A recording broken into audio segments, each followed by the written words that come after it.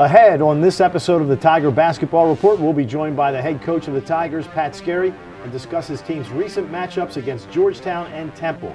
Later, we'll preview the Tigers' next game against LaSalle right here in CQ Arena. Get ready. Tiger Basketball Report begins now.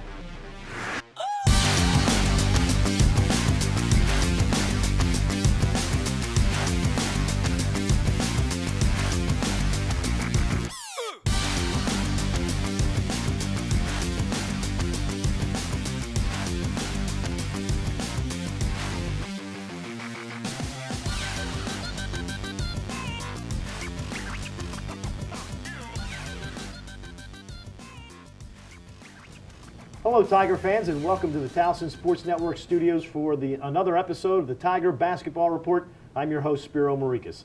The Tigers' winning streak ended at 7 after losing against the Georgetown Hoyas by a score of 78-46 in Washington on Sunday. They looked to bounce back in Philadelphia against the Temple Owls, but could not complete the late run and fell short, losing their second straight for the first time this season, 76-64. Joining me now is the head coach of the Tigers, Pat Skerry, and coach, against Georgetown. Early on, your team was unable to get the outside shot to go. As a matter of fact, didn't get one to go the entire game. And Georgetown just kind of was able to take the lead and expand it. They hit some threes that I don't think you were expecting. Well, to their credit, they were ready to play. They're a terrific defensive team. Statistically, they were not a good three-point shooting team, and our game plan going in was really try to pack it in. We were worried about their size and athleticism. To their credit, they made the extra pass. They really shot it from three. And then, obviously, statistically, we did not make shots, especially from beyond the arc, which you need to do against a team like that. So, that was the game, although I would have liked to have seen us play a little bit better in some other areas. I thought we had that deer in the headlights look a little bit when they made some tough threes from some guys that statistically weren't good shooters, and then the ball doesn't go in. And that's probably the thing that disappointed us the most as a group or as a unit, that we just didn't, we kind of just didn't stay with it when things weren't going our way. Now, they've got the kid Smith down low, 6'10", 350 pounds. Now, it's one thing to see that on a roster, but then when you see him, and he made a couple of baskets early on, and I don't know that there are many teams in the country that can combat a guy that size. Well, I don't think there are any. You saw him have like 20 and 12 last night against Kansas, who's as good defensively as anyone in the country. I got to give them credit. They've got the kid in much better shape than he's ever been in. He's immovable. I like the way Walter and Alex kind of battled against him when Jamel got in there, and but he gives them a chance to win a couple games in the NCAA tournament. He really does. There are other players obviously are very good. They got a nice freshman class too, but he's a difference maker. And you hit Georgetown at the wrong time. They had lost 2 consecutive games to Wisconsin and Butler, and then they had 9 days to sit and steam about losing those ball games. So when you walked in, you knew they were going to be hungry. Plus, the guys that had been there from 2 years earlier knew that you took them down to the wire the last time you played them. Well, I got to give Coach Thompson credit. He had them ready to play. They certainly were not looking past us. When the team comes off a loss, like the Butler game, they kind of had a hangover from the Wisconsin game, and they coughed one up that they shouldn't have. You never know how they're going to respond, and clearly they were ready. Didn't look past us. They're good. I was really impressed with the size of their guys and the length. And I think they're a team that can win a couple games or so in the postseason tournament. So Georgetown, you lose by 32. At that point, do you sit down with the team? Do you go over what happened in that ball game, or do you just say, okay, it's over, let's move on, we've got Temple coming up? Well, we had a quick turnover. We watched some tape just because we needed to get ready for that, and really to show like we had a couple breakdowns defensively or some blockouts, some things like late game that shouldn't have happened, and I think they happened, like I said, just because the ball didn't go in the bucket for us, and that caused us to maybe hang our heads where we shouldn't have. So I think especially with a team as you're learning and playing some tough non-conference games, you need to watch some of that stuff, so hopefully it doesn't rear its head later on when you get into conference play. All right, so now you go to Temple, and I interview you after every ball game, and I can generally sense your temperature after a game. Against Georgetown, you were a little hot. I think you were upset, disappointed, as you said, yeah, with some of the things that happened late in the game that you allowed them to get some easy baskets late in the game. After the Temple game, I sense that you weren't so much upset or disappointed, just frustrated that the ball wouldn't go in the basket. I think you felt that your team really played hard against the Owls on Wednesday night. Yeah, Temple's good. They were ready. They'll be a postseason team. Coach Dunphy's a great coach. We had beaten them last year. We knew they'd be ready. I told the kids afterwards that there are no moral victories. We're past that. We came up there to win the game. We didn't get it done. But my initial thought was I just loved how hard we competed defensively and on the backboards. And we played aggressive on offense. We're not there yet, but we played aggressive. When I watched the tape of the game, you know, I was kind of laughing in the first half. We had so many point-blank layups that we just missed. But it wasn't for a lack of effort. I told the kids that the team I saw tonight, I can coach, and that team is going to do very well moving forward. And you faced a couple of guys. I know you said in the pregame that Will Cummings you think is a guy that can play at the next level, and he had an outstanding game for Temple. DeCozy, their other guard, is also a fantastic ball player. And those two guys were able to come up with big baskets, but the kid that I think killed you was this guy, Josh Brown, who didn't get a lot of playing time. You would cut it to 6 with about 5 minutes to go.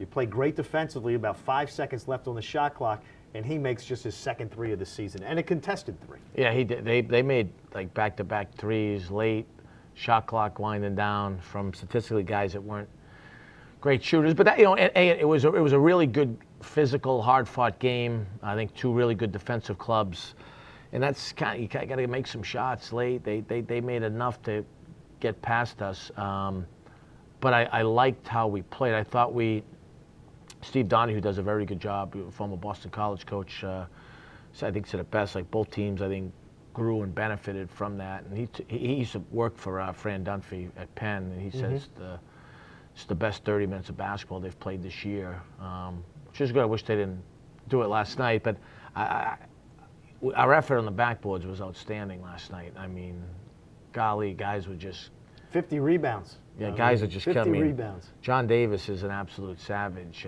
and you know, we're heading in the right direction. We benefited from that. You know, a little bit of a layoff coming up, and then obviously, as we know down the line, another very good team. But type of teams that are going to help us get ready for CAA play, especially the top of the CAA. Speaking of John Davis, we'll talk more about him when we come back. But before we dive into some of the individuals who had solid performances against the Hoyas and the Owls, we will take a break and then look ahead to the Tigers' next matchup against the LaSalle Explorers in what looks to be another physical matchup. The Tigers Basketball Report will continue right after this.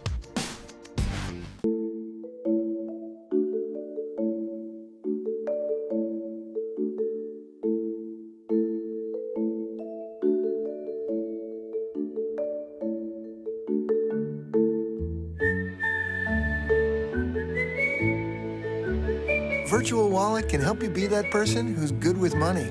See what's free to spend, move money with a slide, save with a shake. Feel good about your decisions. Brian Vickers, Aaron's sponsored driver. He doesn't just love racing, he lives it. We got the paper! Woo! His pit crew follows him everywhere. Oddly, so does his boss. Right, sign that. And his passion for racing is rivaled only by his passion for errands. No credit needed. I'll take it. Woo! Congrats. Aaron's makes owning easy through lease ownership, so you can own the life you want. You'll find it on the sidewalks of Little Italy and on the porches in Catonsville. You can see it when friends meet in Mount Vernon. It's pride. Pride in our city, pride in our people. That's why MedStar Health is building the most accessible healthcare system in the region to look after everyone from Lutherville to Locust Point. So no matter where you go, no matter who you are, you're never far from MedStar. White Market's ice cream plant is based in Sunbury, Pennsylvania, and it's locally owned and operated. We've been making our ice cream for nearly 50 years. We create roughly 70 flavors of ice cream right now. We use local ingredients, especially our cream, which is from our milk plant. The cream is what gives our ice cream a rich and creamy texture. Now, together with our customers, we've created a product called Peanut Butter Indulgence, which will be coming out this summer. It's a peanut butter ice cream with sea salt caramel swirl, chocolate-covered pretzel. How can you go wrong with that? Personally, I love our ice cream. You come to our house at any given time, you'll find at least 5 packets of ice cream in our freezer. Our kids grew up eating Wise quality ice cream, and now we get to treat our grandchildren to it. It's been a pleasure for me to be tasting ice cream for over 40 years to Wise Markets, and I'm loving every minute of it. Welcome back to the Tiger Basketball Report. I'm your host, Spiro Marikas, joined by the head coach of the Tigers, Pat Skerry. And Coach, it doesn't matter who he's up against, but John Davis knows how to get to the basketball. I mean, he's 6'5". He doesn't have the big butt like Charles Barkley, but he's one of those type of guys that's just not big, but he has a nose for the basketball, and he goes after it. 14 rebounds against Temple. And I would say, if you look from afar, you'd say, well, he was at home playing in front of his family and friends, but he's like that every night. He's like that every day in practice. I mean it. He was like that every day last year in practice. Like, he was the one guy, and you know, I told you when we recruited him, we thought he had a chance to be really good, and weren't sure where we were going to play him positionally, but we knew we had to play him. He was the one guy last year, like against Benjamin, before he got the mono. Jarrell would try to, like we say, big boy him, and he would come right after him, like physically come after him and go toe to toe, and we're like, this kid's going to be like really good. He's fun to watch. He's just so aggressive and going after the ball. I told you, I say that all the time to the guys. If we threw a fillet up on the rim, John would eat. I don't know about the rest of you guys, but John would eat. How much did the mono set him back last season? I mean, he was just starting to come on. He was getting more and more minutes, but then the mono hits in the middle of the year, and you really were not able to get him back in the rotation until very late in the season. We for those that forgot, he was playing a little bit early. You know, like a lot of going to be pretty good. We thought maybe like 8th guy. You know, pretty. You know, and then gets the mono, and you know, so misses like 3.5 weeks. Then we get him back. The problem is he goes from like 228 pounds to 200 pounds. And now it's hard to get the weight on him as you're getting his wind up. You need to put those fillets up on. Yeah, I know. So that was a struggle. Then he comes back, plays a little bit late, helps us in a couple of games, and then the night before the conference tournament starts, he gets sick again. So we really pulled him out of the. I don't think he played against Madison, and it was largely ineffective in the William Mary game. So we get like the little time, but then he comes back, played 3 really good games for us in the CIT. And has worked incredibly hard. He's become a good free throw shooter. He can really knock down the 15 to 17-foot shot. Yeah, he's a really fun guy to coach. Tamaj Parker Rivera, his numbers, and you said this after the game, his numbers last night were not tremendous, but he's a guy that gives you things that maybe the fans don't see in the box score.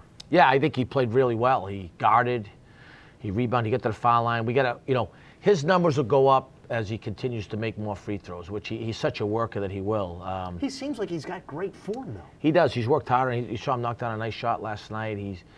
We're running some sets for him like we used to run for Jarrell because we trust him. I'm really happy where he's at. I jokingly, obviously, because they haven't quite done it, but I always I call those 2 guys like my frogmen. They are like SEAL Team 6 guys. I just, you know, we'll kid them sometime because we'll go small and put John up front with TJ, and I'm like, let's go with the goon squad. They're going to go out there and just, I love coaching guys like that because I know what we're getting every night. Byron Hawkins, he's starting to come on a little bit. I know that you were concerned about him early in the year. His shot was not going down. Then he had the big game against Goucher, and I know you said after the game that you hoped that would springboard him, and I think it has a little bit.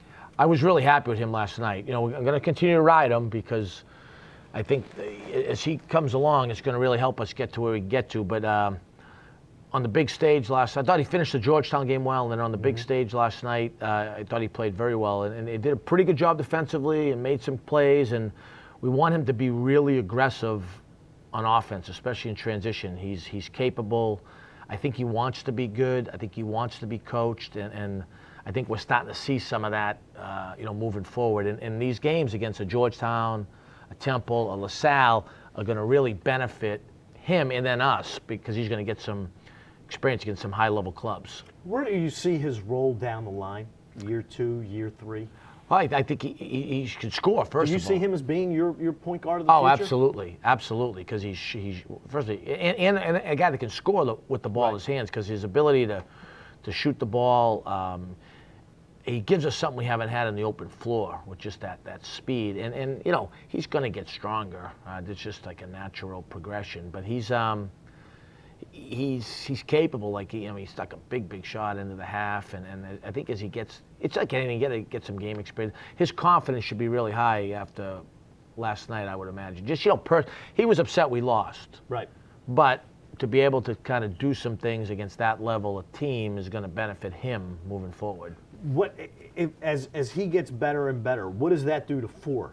How will that open things up maybe for 4? I think a lot. The one thing I thought, the thing I think that Byron then with Josh can give. Josh had 3 really good open looks at the 3-point shot, just to go down. Those guys play well. Now all of a sudden, we know we're going to get on the glass and hopefully benefit from some free throws.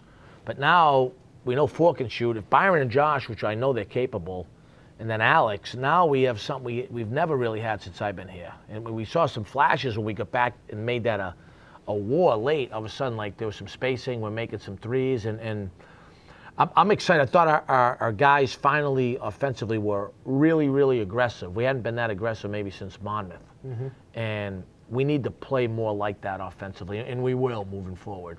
You look at McGlynn, and he wasn't able to get any shots to go down against Georgetown. And I guess with 4, it's just a case of he's a shooter. Just let him keep shooting. He's going to get out of the slump. And then he hit some big threes late the other night against Temple. Yeah, the thing that's impressive about him is how much stronger he's gotten, and how much more effective he is using ball screens and putting the ball on the deck. I mean, he couldn't do any of that stuff last year. He's really doing a good job driving the ball. I think he's going to continue to get stronger and more comfortable in the lane, finding guys, mixing up his drives.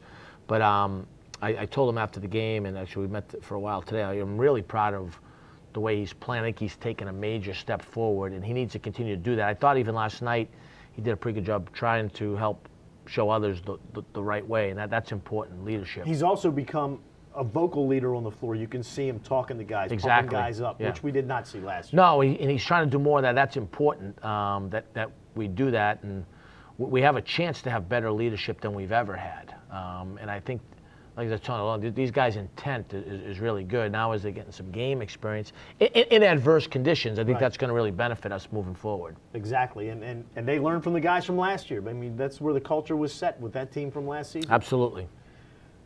Coming on the other side of the break, we will look ahead to the Tigers' next game against LaSalle. And what are the Tigers going to do? 10 days off. What do they do? Sit tight. The Tiger Basketball Report with Pat Scarry returns in just a few short moments.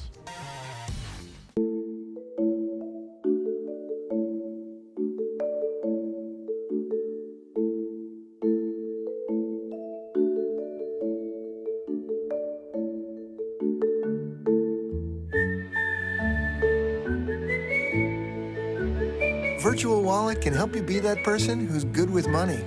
See what's free to spend, move money with a slide, save with a shake. Feel good about your decisions. Brian Vickers, Aaron's sponsored driver. He doesn't just love racing, he lives it. We got the paper! Woo! His pit crew follows him everywhere. Oddly, so does his boss. Red, sign that. Yeah! And his passion for racing is rivaled only by his passion for errands. No credit needed. I'll take it. Woo! Congrats. Aaron's makes owning easy through lease ownership, so you can own the life you want. You'll find it on the sidewalks of Little Italy and on the porches in Catonsville. You can see it when friends meet in Mount Vernon. It's pride. Pride in our city, pride in our people. That's why MedStar Health is building the most accessible healthcare system in the region to look after everyone from Lutherville to Locust Point. So no matter where you go, no matter who you are, you're never far from MedStar. White Market's ice cream plant is based in Sunbury, Pennsylvania, and it's locally owned and operated. We've been making our ice cream for nearly 50 years. We create roughly 70 flavors of ice cream right now. We use local ingredients, especially our cream, which is from our milk plant. The cream is what gives our ice cream a rich and creamy texture. Now, together with our customers, we've created a product called Peanut Butter Indulgence, which will be coming out this summer. It's a peanut butter ice cream with sea salt caramel swirl and chocolate-covered pretzel. How can you go wrong with that? Personally, I love our ice cream. If you come to our house at any given time, you'll find at least 5 packages of ice cream in our freezer. Our kids grew up eating Wise quality ice cream, and now we get to treat our grandchildren to it. It's been a pleasure for me to be tasting ice cream for over 40 years to Wise Markets, and I'm loving every minute of it. Welcome back to the Tiger Basketball Report. I'm Spiro Marikas alongside the head coach of the Tigers, Pat Scarry. And Coach, despite the 2 losses against the Hoyas and the Owls, the team is off to a 7-3 start that included 7 straight victories. Now, you've got 10 days off until you play LaSalle on December 20th at CQ Arena, which we got to pack that night. I mean, this team deserves to have a lot of fans out there, and it's becoming quite an atmosphere here at CQ Arena. What do you do for the next 10 days to keep the guys sharp? Because they are, most importantly, in final exams right now. I'm going to Aruba. No, it's a hectic time of year for any college basketball coach or team, men or women. Exams. We're not doing anything next end of this week, and then over the weekend we'll do lifts and individual workouts just to keep their wind and condition up. Monday, nothing. Big exam day. Then we'll go back Tuesday, Wednesday, Thursday, Friday, practice for LaSalle. But there's a lot on the guys' plates this time of year. First and foremost, their academics, and then practice and games, and everyone has to go through it. It's somewhat I think it's a learning experience, especially for new guys. I'll get out and do some recruiting this weekend, which I'm excited about. But LaSalle will present a major challenge. John Giannini's a good friend and a terrific coach, and they were in the Sweet 16. Dr. John, two short years ago, and I'll tell you a quick story about John. He was very good to me my first year here. They beat us by about 100, other than that. And he kept calling me during the air and talking. When we won that one game against Wilmington, he called me and he goes, "What are you doing? I told you, don't win any." And I said, "Coach, you don't know how hard this has been." But he's done really well anywhere he's been. It's a good series for us against a really good program from a great conference like the Atlantic 10 to get them in our building. And we'll have to play very well, but we like you said, I appreciate it. We need it packed. We need this to be a hostile environment because they're as good as the last couple teams we've played. Yeah, and Coach Giannini was somebody that Tiger fans from way back are familiar with because he was the head coach at Maine for a long time when Towson and Maine were in the America East. He won big there. I don't think he was doctor then, though. No, I think he got the doctor as he was moving from Maine to LaSalle. Let me tell you, if you get a doctorate, you got to know what you're doing. Now, you mentioned with the exams, it's a tough time for all the guys on the team and all the women on the basketball team and all the student athletes around the country who are dealing with trying to play their sport and taking finals at the same time.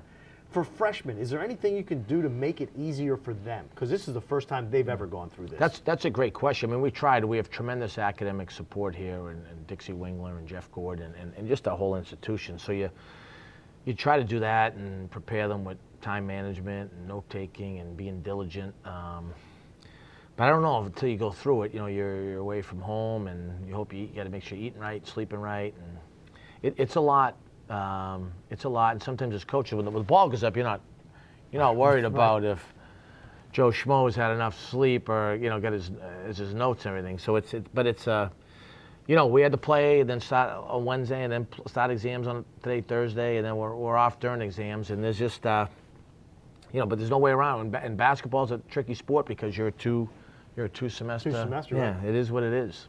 And I need to bring this up because I don't think a lot of folks realize that when you came here, the school was in some academic trouble with the basketball team and went on probation, which I don't know if you knew that was coming or not, but the APR for the basketball team has just gone sky high over the last couple of years, and I think you and your staff and everybody in the athletic support system need to be commended for that. Well, I appreciate you saying that. It's, our academic support, our student athletes, our assistant coaches, our current administration, and then guys like Mike Waddell, James Shipp, those guys really did a good job in helping us kind of put the train on the tracks.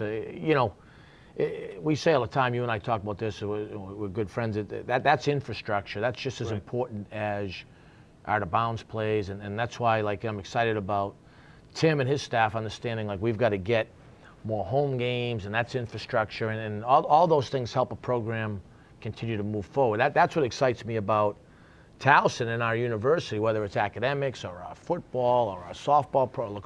we really trying to move everything forward, and we should, because we've got a lot to sell here at Towson. It certainly is. I mean, we're not a pseudo Ivy like you went to, but you know, we try our best here at Towson. I played in the, I like to say, and so did Coach McCarthy, the Argyle Sox League. How did you deal with your first year as a freshman to play basketball and take finals? Yeah, you know, it's funny saying that, thinking about it. And do you ever go back and put yourself in your current freshman shoes? Not enough. Not enough, honestly. That's a great point. No, not enough. And, you know, you get removed from it. You just try to understand. I had 2 new guys today that I just talked to, and they were talking about they got to rededicate. And I said, you just got to get through it. It's day by day. You haven't been through it. And, you know, it's not an excuse. But until you go through it, there's no better teacher than experience, you know. So the Tigers will have a couple of days off, but then LaSalle comes up on December 20th, and we'll have a special Tiger basketball report next week where we'll be joined by one of the Towson University Tigers men's basketball players as Coach Scarry and I will sit down with, we're hoping John Davis will be joining us next week. Eat fillets. We'll throw some fillets up, see if John can eat them. Our engineer and producer director, Mr. Isaiah, will be in charge of getting the fillets for next week for John Davis. Do you think that you have your upperclassmen try to help the younger guys get along through this first semester? Yeah, I'm pleased with those guys are really. And is that part of the culture that the other guys ahead of them? Yeah, it is, and these guys are really coming on, even in I think potentially a better way as they continue to do it. Whether it's TJ, John, Walter, you know, I think those guys have been through it, are doing a good job with our new guys. It's funny you say that because I told them after Georgetown, they've also got to be harder on each other. Right. John can't be afraid to say something to Walter. Walter can't be afraid to say something to, you know, and that's one of the things. Last year's group, they would just come at each other, sometimes over the top, but they had that ability to quickly reset when the ball went up, and they would just try to destroy you. This group, I think, is getting to that, but also with the higher level of communication and execution, which I think as we do that, allows this group to be really, really good. And don't forget, last year, all those seniors, they all walked. They did. That's the thing we're most proud of. They all got their degrees. We have to take one final break, but we will be back with more of the Tiger Basketball Report after this. Right now, you can get a single line with 3 gigs for $65 a month. 3 gigs, is that a lot? That's about 100 app downloads, 45 hours of streaming music, and 6 hours of video playing. And 5 golden rings. I see what you did. 4 calling birds, 3 French hens, 2 turtle doves. I really went for it there. Yeah, you did. You really, really did. Now get 3 gigs of data on one line for $65 a month. Switch to AT&T, buy a new smartphone, and get a $150 credit per line. Mariner Finance is a consumer finance company, so we offer personal loans. Mariner Finance is a great place to work. It's a great thing for anyone with the entrepreneurial spirit. Everybody in every office has an opportunity to achieve and grow. Be your own leader. Be a leader amongst the fellow coworkers in your office. The training and development that we do at Mariner Finance is one-on-one. Someone who has been there, done it, experienced it. There is no better feeling. Learn with us. Grow with us. Run with us. Brian Vickers, Aaron's sponsored driver. He doesn't just love racing, he lives it. He got the paper! Woo! His pit crew follows him everywhere. Oddly, so does his boss. Red, sign that, sign that. And his passion for racing is rivaled only by his passion for errands. No credit needed. I'll take it. Congrats. Aaron's makes owning easy through lease ownership, so you can own the life you want.